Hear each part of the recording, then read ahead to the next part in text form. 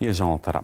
Кентаулық студенттер энергия үнемдегіш технологиялардың тілін меңгеруде. Оларға мұндай мүмкіндікті сыйлаған Біріккен ұлттар ұйымы даму бағдарламасы. Халықаралық ұйым Қазақ-Неміс политехникалық колледжіне 4 бірдей стенд орнатып берді. Бұл болашақта электр қондырғыларын құрастырумен айналысатын жастарға үлкен серпіліс. Енді студенттер осы зертханада түрлі тәжірибе жасайды. Энергия үнемдеудің әдіс тәсілдерін үйренеді. Бастысы еңбек қауіпсіздігі ережесін бұзып өндіріс орнына барып жүрмей. Бұл Біріккен ұлттар ұйымы даму бағдарламасының әлеуметтік жобасы. Ал неге дәл осы оқу орны таңдалды? Сарапшылардың айтуынша, Қазақстанда тұтынылған барлық электр энергиясының 48% трансформаторлары мен электр қозғалтқыштардың үлесінде.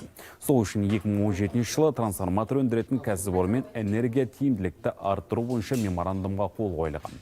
Енді міне сол өндіріске кадр даярлаумен айналысатын оқу орнына да үлкен сенім артылды. Фазамен кеп тұрған тоқты біз өзгерте аламыз. Автотрансформатор деген бізде трансформатор бар. Сол арқылы біз тоқ күшін өзгертіп, біз кәдімгі үйлерге, ауылдарға оның напряжениесін азайтып бере аламыз. Бүгінгі күні осы стендтер арқылы студенттер жаңағы әртүрлі